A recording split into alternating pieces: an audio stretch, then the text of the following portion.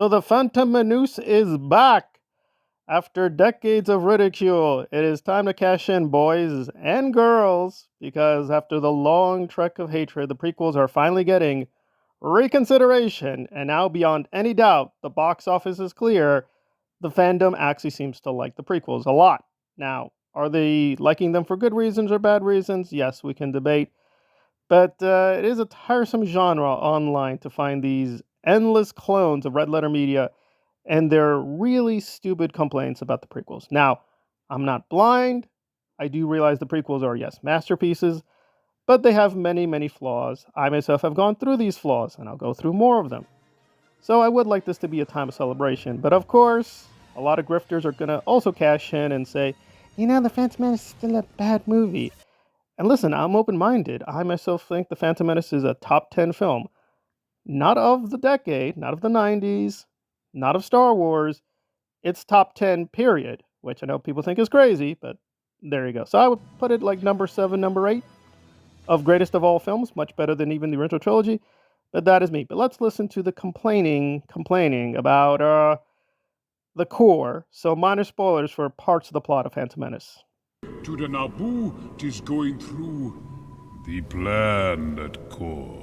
But I mean, the planet core isn't exactly something you can just swim through, right? Like, I'm assuming Naboo is a relative approximation to the size and or density of Earth. Well, it may shock people, but yes, I've always had questions about this. So how do we get out of it? Like, is the boss man here just being metaphoric, or is he being literal about a core?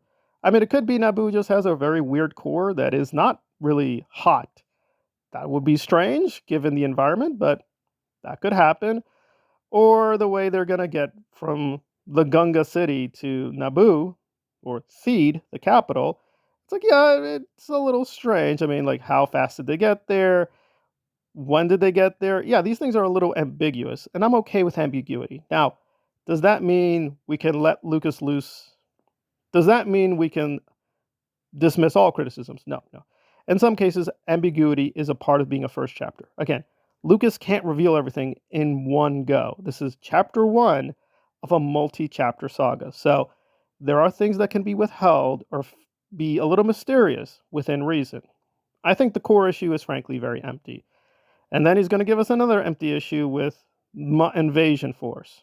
Armies, and the ones that landed near Gunga City were on the other side of the planet for other reasons that we'll get to in a second. That, of course, only reinforces the point about taking two separate transports down for no reason, though. It's a good thing Obi-Wan didn't end up with the Theed invasion force. He probably would have been captured or killed without Qui-Gon there to help him. And well, now, for the record, I don't like Jar Jar. I've always hated Jar Jar in The Phantom Menace. I do realize, as a plot device, he's critical. Like, he really saves the whole film, literally, because without him, the Gunga would not join Padme, so he has to be there, but I don't like him. So I agree, it's a little weird that they coincidentally meet, but we have the Force here. These are Jedi, so, a little predetermination does not hurt me. That said, what is your issue? Right.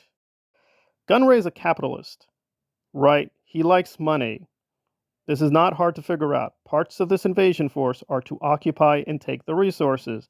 This is not hard to understand. So them putting some forces here for military purposes and some forces there for the money, it's not hard to figure out.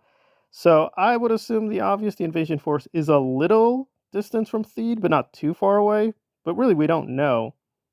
Is it all set up a little convenient to find Jar Jar? Sure, but really, the mystery of the invasion force? They're invading for the money, stupid. Did George Lucas have to write on the big blackboard, it's the McGreedy Corporation? It's pretty well established the Trade Federation is greedy. They literally say this explicitly several times.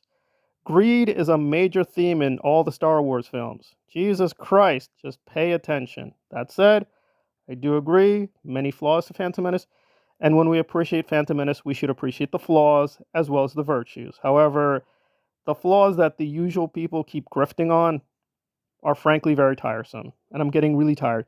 If people could recommend an actual good essay being critical of the Phantom Menace, please give me some links, because I've only found really, really bad essays so far.